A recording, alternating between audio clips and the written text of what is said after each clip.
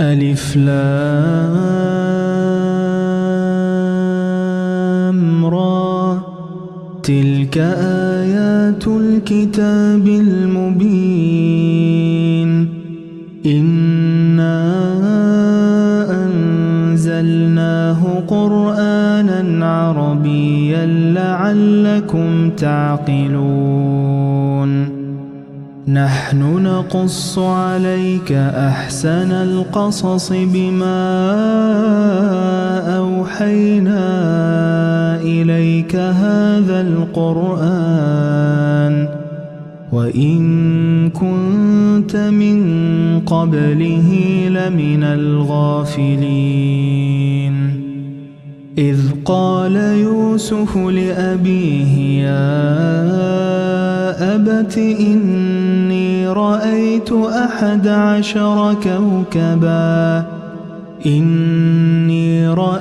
11 كوكبا والشمس والقمر رأيتهم لي ساجدين. قال يا بني لا تقصص رؤياك على إخوتك فيكيدوا لك كيدا إن الشيطان للإنسان عدو مبين. وكذلك يجتبيك ربك ويعلمك من تأويل الأحاديث ويتم نعمته عليك وعلى آل يعقوب كما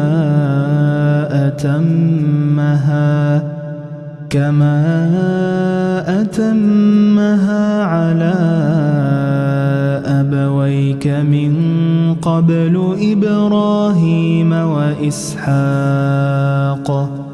إن ربك عليم حكيم. لقد كان في يوسف وإخوته آيات للسائلين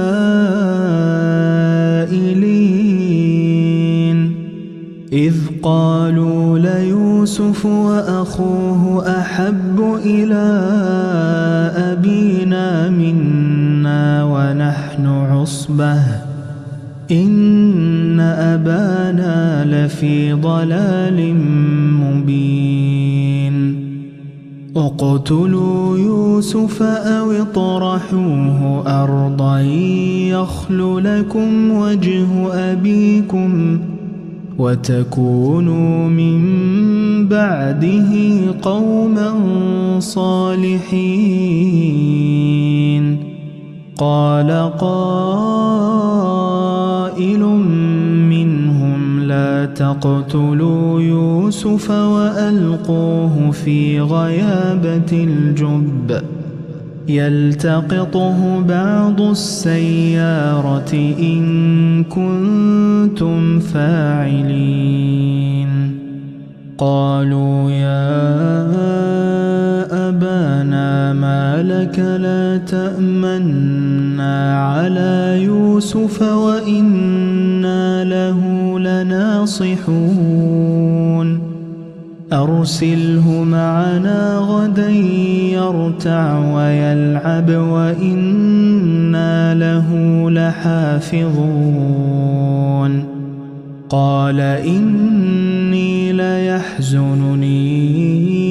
أن تذهبوا به وأخاف أن يأكله الذئب وأنتم عنه غافلون. قالوا لئن أكله الذئب ونحن عصبة إنا إذا لخاسرون. فلما ذهبوا به وأجمعوا أن يجعلوه في غيابة الجب وأوحينا إليه لتنبئنهم بأمرهم هذا وهم لا يشعرون. وجاءوا أباهم عشاء يبكون قالوا يا أبانا إنا ذهبنا نستبق وتركنا يوسف عند متاعنا فأكله الذئب وما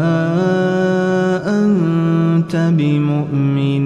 لنا ولو كنا صادقين وجاءوا على قميصه بدم كذب قال بل سولت لكم أنفسكم أمرا فصبر جميل والله المستعان على ما تصفون وجاءت سيارة فأرسلوا واردهم فأدلى دلوه قال يا بشرى هذا غلام وأسروه بضاعة والله عليم بما يعملون وشروه بثمن بخس دراهم معدودة وكانوا فيه من الزاهدين وقال الذي اشتراه من مصر لامرأته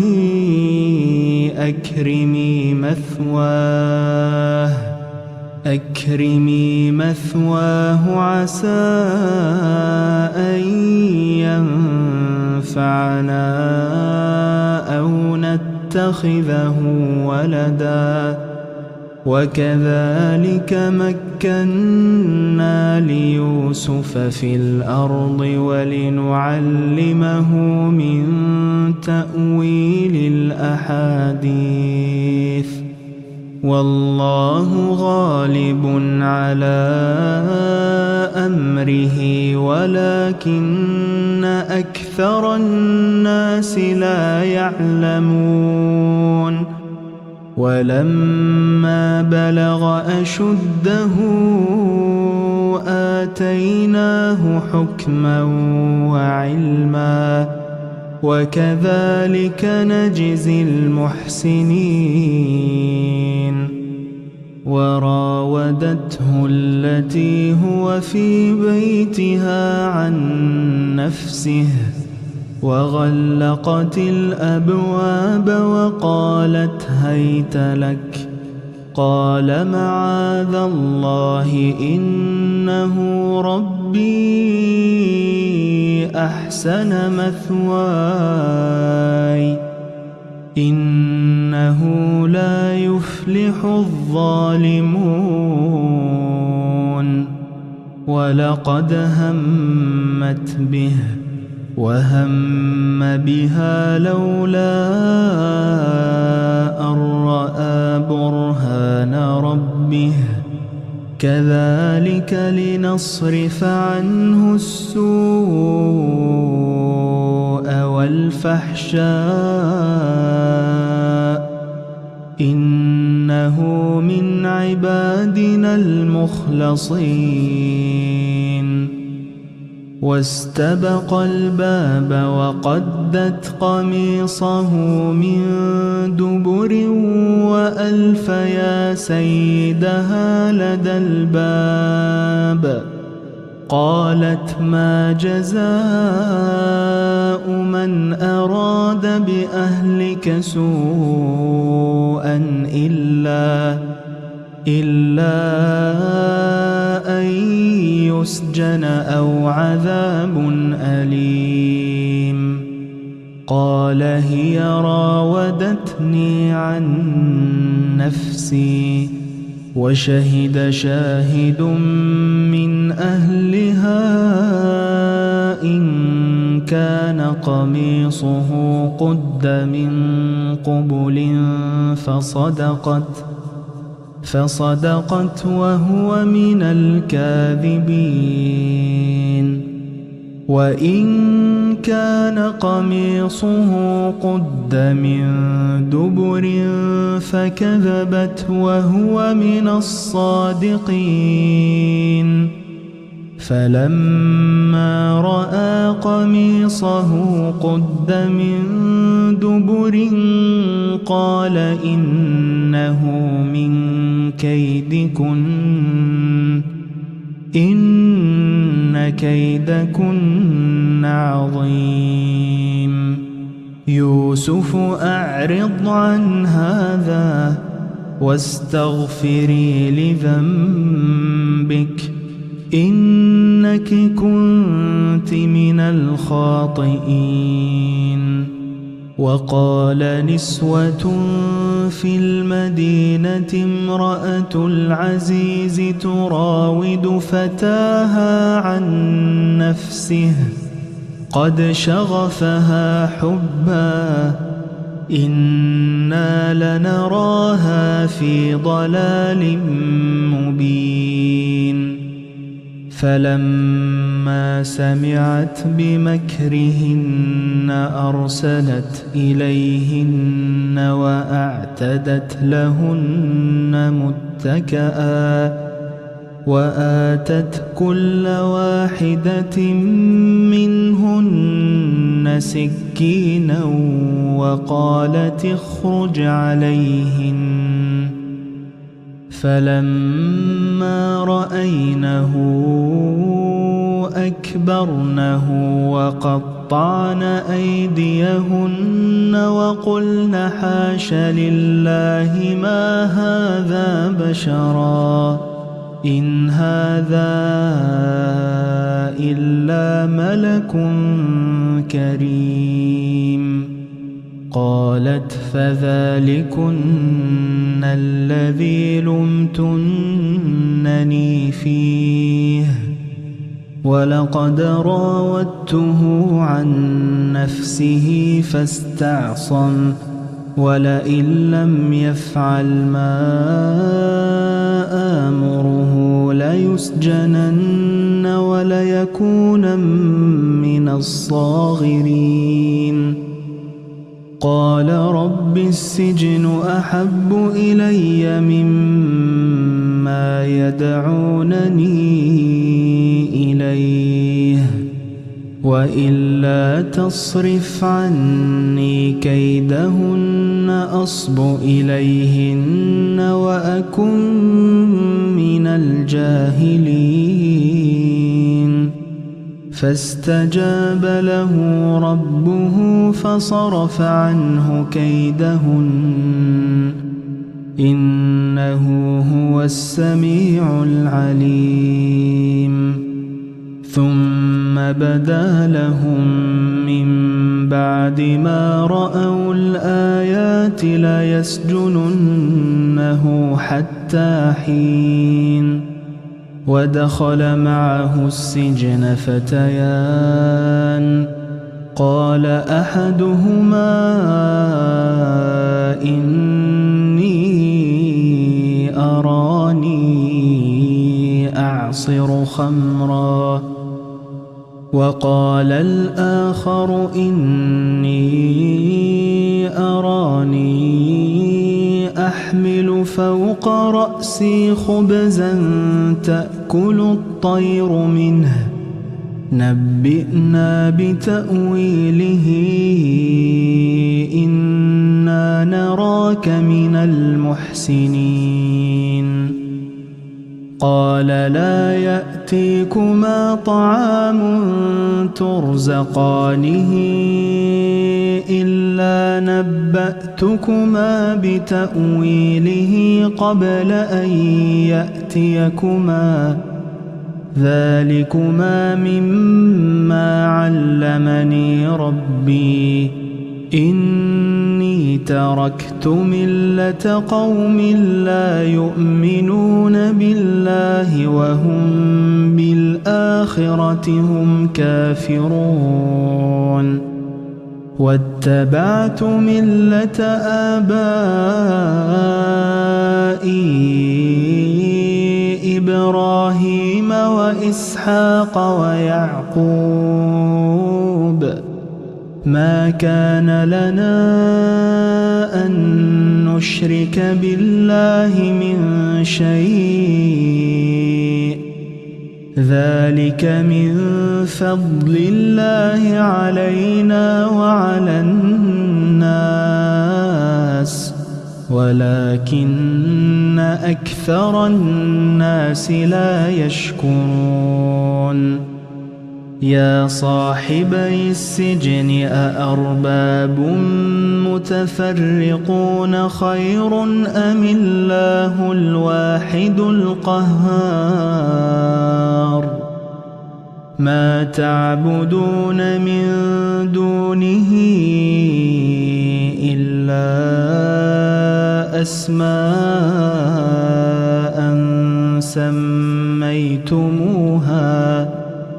سميتموها أنتم وآباؤكم ما أنزل الله بها من سلطان إن الحكم إلا لله أمر ألا تعبدوا إلا إياه ذلك الدين القيم ولكن أكثر الناس لا يعلمون يا صاحبي السجن أما أحدكما فيسقي ربه خمرا وأما الآخر فيصلب فتأكل الطير من رأسه قضي الأمر الذي فيه تستفتيان وقال للذي ظن أنه ناج منهما اذكرني عند ربك فأنساه الشيطان ذكر ربه فلبث في السجن 9 سنين وقال الملك إني أرى 7 بقرات سمان يأكلهن 7 عجاف و7 سنبلات خضر وأخر يابسات يا أيها الملأ أفتوني في رؤياي إن كنتم للرؤيا تعبرون قالوا أضغاث أحلام وما نحن بتأويل الأحلام بعالمين وقال الذي نجا منهما وادكر بعد أمة أنا أنبئكم بتأويله فأرسلون يوسف أيها الصديق أفتنا في 7 بقرات سمان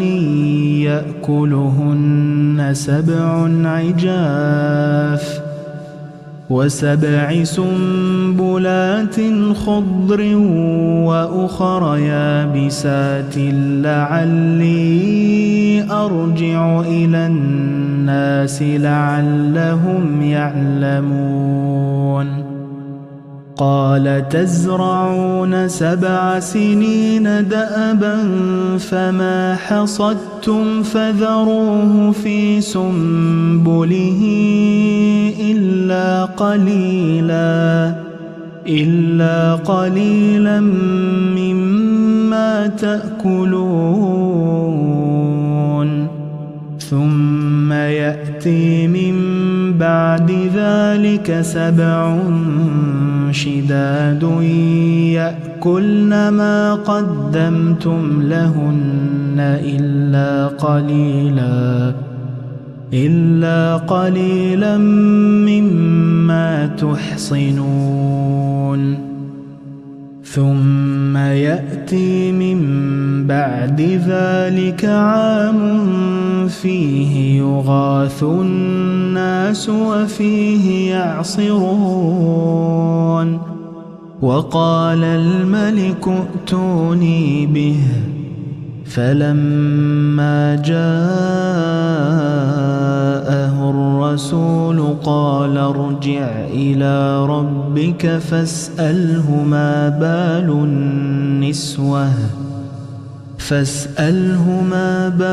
النسوة اللاتي قطعن أيديهن إن ربي بكيدهن عليم قال ما خطبكن إذ راودتن يوسف عن نفسه قلن حاش لله ما علمنا عليه من سوء قالت امرأة العزيز الآن حصحص الحق أنا راودته عن نفسه وإنه لمن الصادقين ذلك ليعلم أني لم أخنه بالغيب وأن الله لا يهدي كيد الخائنين وما أبرئ نفسي إن النفس لأمارة بالسوء إلا ما رحم ربي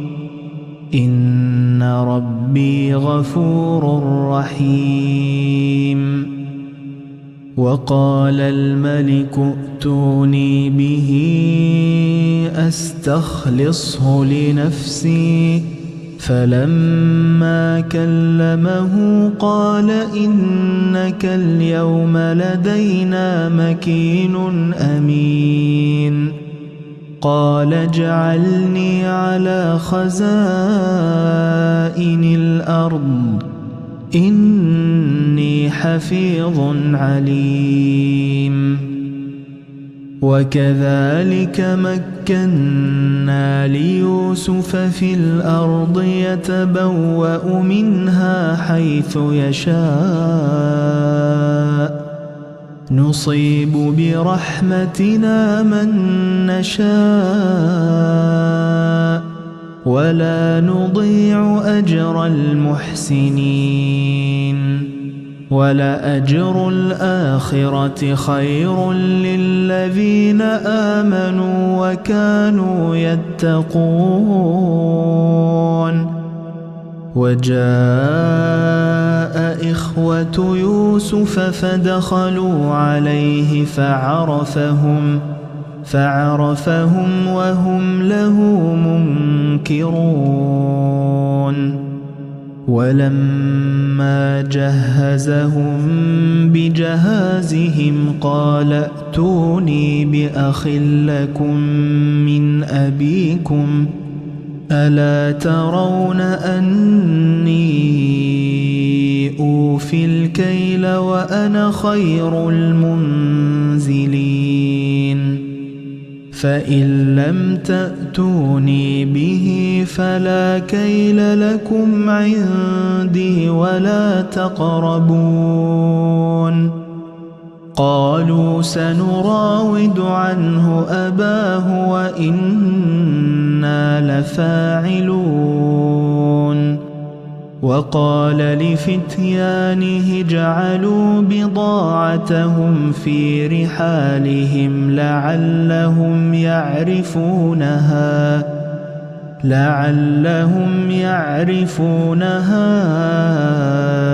إذا انقلبوا إلى أهلهم لعلهم يرجعون فلما رجعوا إلى أبيهم قالوا يا أبانا منع منا الكيل فأرسل معنا أخانا نكتل وإنا له لحافظون قال هل آمنكم عليه إلا كما أمنتكم على أخيه من قبل فالله خير حافظا وهو أرحم الراحمين ولما فتحوا متاعهم وجدوا بضاعتهم ردت إليهم قالوا يا أبانا ما نبغي هذه بضاعتنا ردت إلينا ونمير أهلنا ونحفظ أخانا ونزداد كيل بعير ذلك كيل يسير قال لن أرسله معكم حتى تؤتون موثقا من الله لتأتونني به إلا أن يحاط بكم فلما آتوه موثقهم قال الله على ما نقول وكيل وقال يا بني لا تدخلوا من باب واحد وادخلوا من أبواب متفرقة وما أغني عنكم من الله من شيء إن الحكم إلا لله عليه توكلت وعليه فليتوكل المتوكلون ولما دخلوا من حيث أمرهم أبوهم ما كان يغني عنهم من الله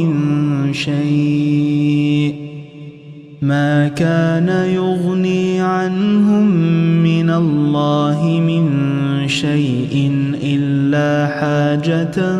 في نفس يعقوب قضاها وإنه لذو علم لما علمناه ولكن أكثر الناس لا يعلمون ولما دخلوا على يوسف آوى إليه أخاه قال إني أنا أخوك فلا تبتئس بما كانوا يعملون فلما جهزهم بجهازهم جعل السقاية في رحل أخيه جعل السقاية في رحل أخيه ثم أذن مؤذن أيتها العير إنكم لسارقون قالوا وأقبلوا عليهم ماذا تفقدون قالوا نفقد صواع الملك ولمن جاء به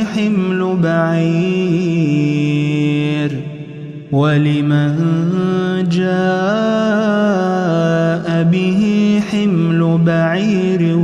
وأنا به زعيم قالوا تالله لقد علمتم ما جئنا لنفسد في الأرض وما كنا سارقين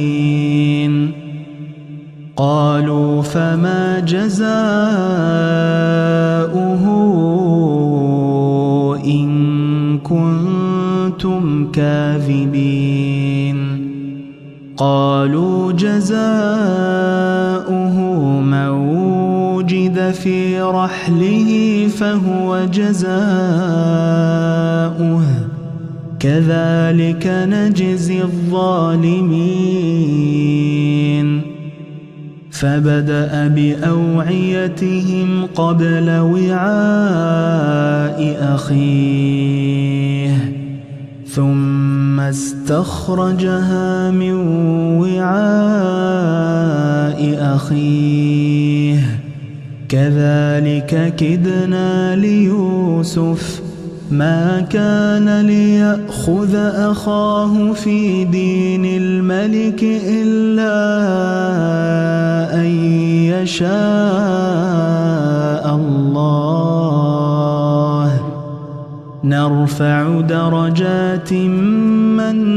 نشاء وفوق كل ذي علم عليم قالوا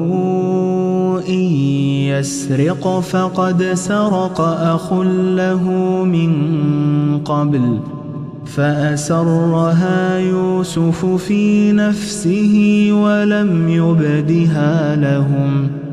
قال أنتم شر مكانا والله أعلم بما تصفون قالوا يا أيها العزيز إن له أبا شيخا كبيرا فخذ أحدنا مكانه إنا نراك من المحسنين قال معاذ الله أن نأخذ إلا من وجدنا متاعنا عنده إنا إذا لظالمون فلما استيئسوا منه خلصوا نجيا قال كبيرهم ألم تعلموا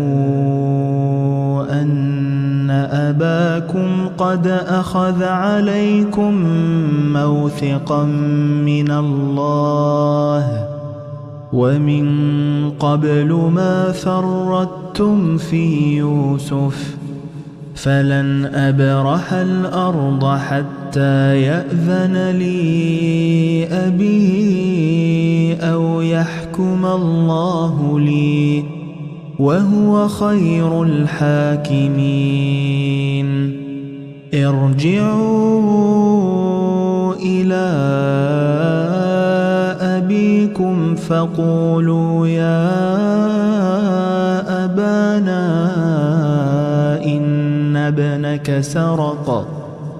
فقولوا يا أبانا إن ابنك سرق وما شهدنا إلا بما علمنا وما شهدنا إلا بما علمنا وما كنا للغيب حافظين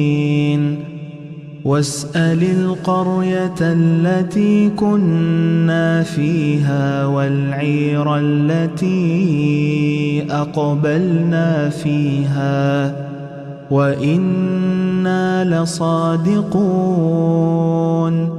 قال بل سولت لكم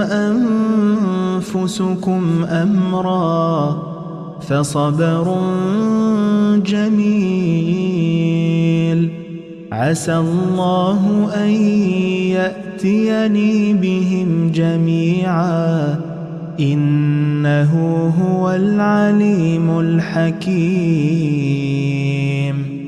وتولى عنهم وقال يا أسفا على يوسف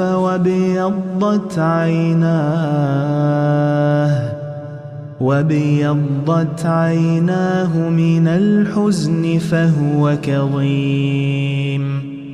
قالوا تالله تفتأ تذكر يوسف حتى تكون حرضا أو تكون من الهالكين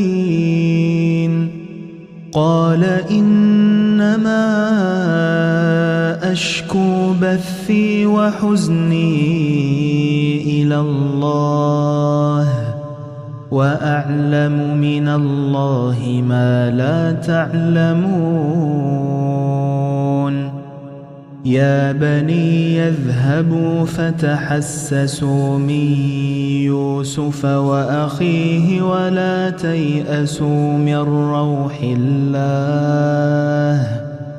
إنه لا ييأس من روح الله إلا القوم الكافرون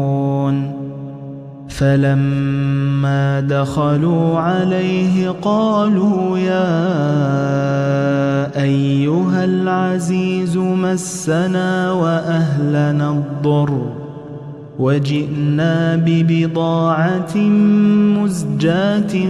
فأوف لنا الكيل وتصدق علينا إن الله يجزي المتصدقين قال هل علمتم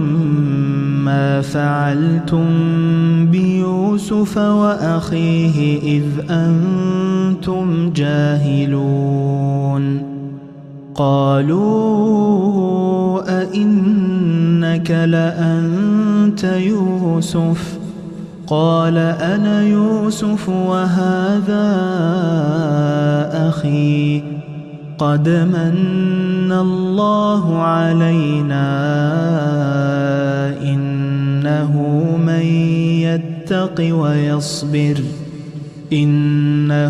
من يتق ويصبر فإن الله لا يضيع أجر المحسنين قالوا تالله لقد آثرك الله علينا وإن كنا لخاطئين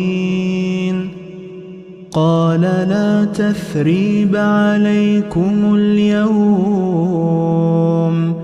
يغفر الله لكم وهو أرحم الراحمين اذهبوا بقميصي هذا فألقوه على وجه أبي يأت بصيرا وأتوني بأهلكم أجمعين ولما فصلت العير قال أبوهم إني لأجد ريح يوسف لولا أن تفندون قالوا تالله إنك لفي ضلالك القديم فلما أن جاء البشير ألقاه على وجهه فارتد بصيرا قال ألم أقل لكم إني أعلم من الله ما لا تعلمون قالوا يا أبانا استغفر لنا ذنوبنا إنا كنا خاطئين قال سوف أستغفر لكم ربي إنه هو الغفور الرحيم فلما دخلوا على يوسف آوى إليه أبويه وقال ادخلوا مصر إن شاء الله آمنين ورفع أبويه على العرش وخروا له سجدا وقال يا أبت هذا تأويل رؤياي من قبل قد جعلها ربي حقا وقد أحسن بي إذ أخرجني من السجن وجاء بكم من البدو من بعد أن نزغ الشيطان بيني وبين إخوتي إن ربي لطيف لما يشاء إنه هو العليم الحكيم رب قد آتيتني من الملك وعلمتني من تأويل الأحاديث فاطر السماوات والأرض أنت ولي في الدنيا والآخرة توفني مسلما وألحقني بالصالحين ذلك من أنباء الغيب نوحيه إليك وما كنت لديهم إذ أجمعوا أمرهم وهم يمكرون وما أكثر الناس ولو حرصت بمؤمنين وما تسألهم عليه من أجر إن هو إلا ذكر للعالمين وكأين من آية في السماوات والأرض يمرون عليها وهم عنها معرضون وما يؤمن أكثرهم بالله إلا وهم مشركون أفأمنوا أن تأتيهم غاشية من عذاب الله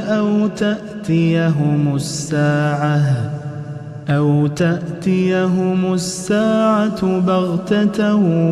وهم لا يشعرون قل هذه سبيلي أدعو إلى الله على بصيرة أنا ومن اتبعني وسبحان الله وما أنا من المشركين وما أرسلنا من قبلك إلا رجالا نوحي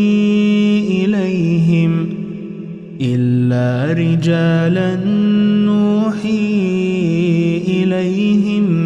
من أهل القرى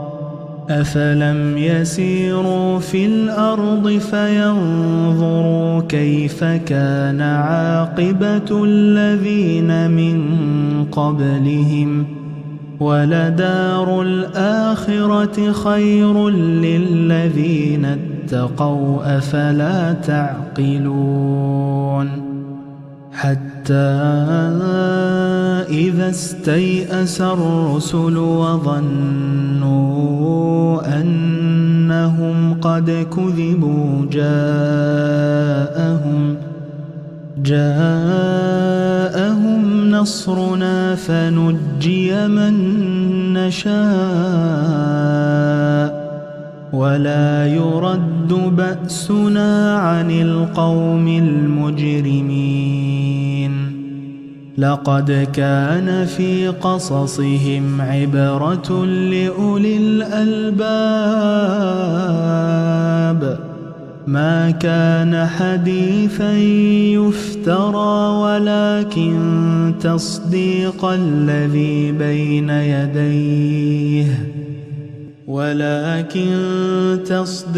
الذي بين يديه وتفصيل كل شيء وهدى ورحمة لقوم يؤمنون